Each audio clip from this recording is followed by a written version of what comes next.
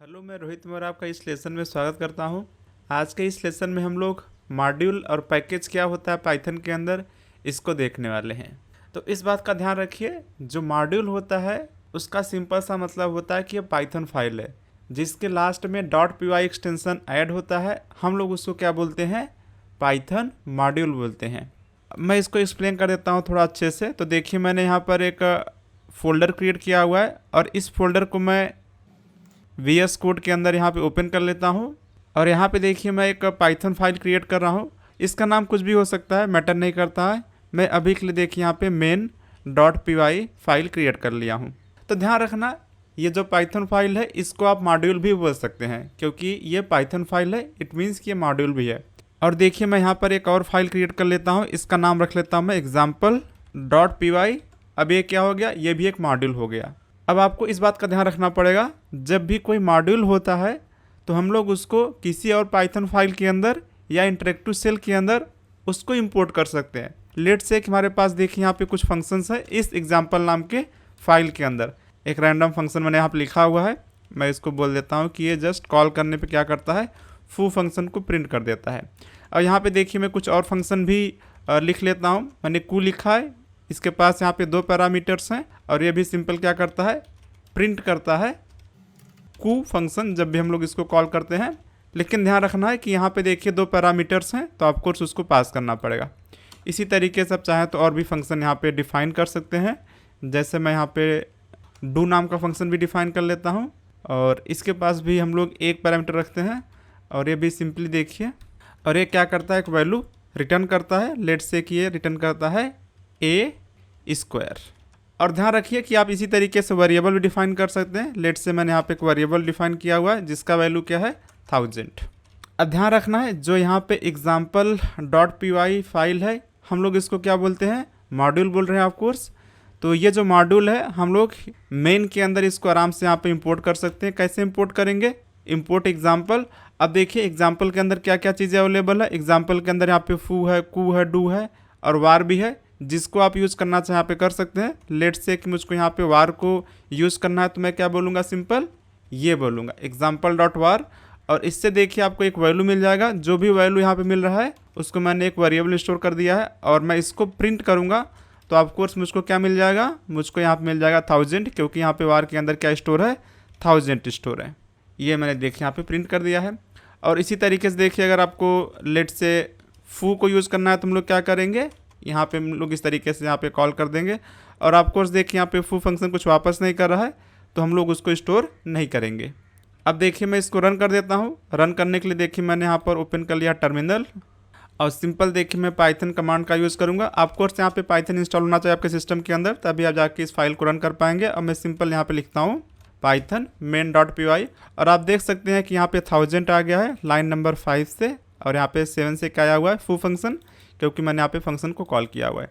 और आपको पहले से आइडिया होगा, जब भी हम लोग फंक्शन को कॉल करते हैं तो यहाँ पे देखिए ब्रैकेट ओपन क्लोज करते हैं और यहाँ पे देखिए वेरिएबल नेम है तो हम लोग यहाँ पे ब्रैकेट ओपन क्लोज नहीं करेंगे। ये सिंपल सी बात होती है। अब मान लीजिए कि आपको यहाँ पे देखिए जो डू फंक्शन है इसको कॉल करना है तो हम लोग कैसे करेंगे, वही सेम सिंटेक्स रहेगा example.do। लेकिन यहाँ पे देखिए ए को भी पास करना कंपलसरी है, और क्योंकि ये फंक्शन जो एक वैल्यू वापस कर रहा है तो हम लोग चाहें तो उस वैल्यू को यहाँ पे स्टोर कर सकते हैं। तो मैं देखिए यहाँ पे एस नाम का एक वेरिएबल डिफाइन कर लेता हूँ और प्रिंट एस करेंगे, क्योंकि देखिए मैंने यहाँ पे एक स्क्वायर रिटर्न किया हुआ है तो ऑफकोर्स आपको यहाँ पे 10 का स्क्वायर दिख जाएगा। देखिए हम लोग यहाँ पे रन कर लेते हैं एक बार के लिए। तो यहाँ पे मुझको यहाँ पे सेव करना पड़ेगा। सेव करने के बाद हम लोग यहाँ पे वापस रन कर लेते हैं। तो आप देख सकते हैं 1000 ये किससे देखा, लाइन नंबर 5 फू function, line number 7, line number 10 से क्या देखेगा अपने को, 100। तो इस तरीके से यहाँ पे देखिए आराम से आप यूज़ कर सकते हैं। और यहाँ पे देखिए एक और सिंटेक्स होता है, उसको भी आप चाहें तो देख सकते हैं। सिंटेक्स क्या होता है, फ्रॉम एग्जाम्पल। अब यहाँ पे देखिए आप मेंशन कर सकते हैं पर्टिकुलर फंक्शन नेम या वेरिएबल नेम। अगर मान लीजिए कि आपको यहाँ पे केवल फू का यूज़ करना है तो सिंपल आप यहाँ पे लिखेंगे फ्रॉम एग्जाम्पल इम्पोर्ट फू। अब आपको वापस से ध्यान रखना पड़ेगा, जब भी हम लोग यहाँ पे यूज़ कर रहे हैं तो अभी आपको एग्जाम्पल डॉट नहीं लिखना है, अभी आपको कैसा लिखना है, फू, क्योंकि आपने यहाँ पे क्या इंपोर्ट किया हुआ है, आपने यहाँ पे इंपोर्ट किया हुआ है फू। सीधे ही फू को यूज़ कर सकता हूँ। अभी मैं यहाँ पे ब्रैकेट ओपन क्लोज कर दूंगा, यहाँ पे कोई पैरामीटर पास नहीं करना है और यहाँ पे कोई वैल्यू वापस नहीं कर रहा है, तो मैं यहाँ पे सिंपल इस तरीके से लिख सकता हूँ। अब देखिए हम लोग वापस रन करेंगे तो आपको यहाँ पे रिजल्ट मिल जाएगा, ठीक है। और चाहे तो यहाँ पे मल्टीपल भी इस तरीके से इंपोर्ट कर सकते हैं कि आपको फू भी करना है, आपको कू भी करना है, तो जो भी आपको इंपोर्ट करना है यहाँ पे सारा कॉमा करके भी आप इंपोर्ट कर सकते हैं। अब देखिए ये तो हमने अपना खुद का मॉड्यूल क्रिएट किया है, जो एग्जाम्पल मैंने क्रिएट किया था यहाँ पे ये मैंने क्रिएट किया है। लेकिन पाइथन के अंदर बहुत सारे बिल्ट इन भी होते हैं, जैसे आपने देखा रहेगा मैथ, इंपोर्ट मैथ, ये लिखा मैंने। तो जो मैथ मॉड्यूल है तो इसका मतलब यह है कि पाइथन जहाँ पे आपने इंस्टॉल किया हुआ है तो वहाँ पे math.py नाम का एक फ़ाइल है जो कि आराम से यहाँ पे इंपोर्ट हो जाएगा। अब मैथ के अंदर यहाँ पे बहुत सारे फंक्शन हैं, उसको यूज़ करना है तो कैसे करेंगे, वही सेम सिंटेक्स है math.factorial। ये क्या करता है, किसी भी नंबर का फैक्टोरियल निकालता है और उसको निकाल के यहाँ पे वापस करता है। तो आप चाहें तो उसको यहाँ पे किसी एक वेरिएबल में स्टोर कर सकते हैं और फिर हम लोग देखिए यहाँ पे इसको प्रिंट कर लेते हैं। देखिए हम लोग यहाँ पे वापस रन करते हैं अपने पाइथन फाइल को और आप देखेंगे तो यहाँ पे 120 दिखाई दे रहा है, दैट इज़ 5 फैक्टोरियल। अब क्वेश्चन ये आएगा कि मुझको कैसे मालूम चला कि मैथ के अंदर क्या क्या अवेलेबल है। तो यहाँ पे ध्यान रखना, एक बहुत ही सिंपल पाइथन के अंदर होता है फंक्शन। इस फंक्शन का नाम क्या होता है, dir, डायरेक्टरी बोलते हैं हम लोग इसको। इससे आप जान सकते हैं कि किसी मॉड्यूल के अंदर क्या क्या फंक्शन अवेलेबल है। तो यहाँ पे देखिए मैं मैथ को डाल दूंगा यहाँ पे सिंपल, और अगर मैं इसको देखिए प्रिंट कर लेता हूँ तो आपको मालूम चल जाएगा इस मैथ के अंदर कौन कौन से फंक्शंस, वेरिएबल या क्लासेस अवेलेबल है।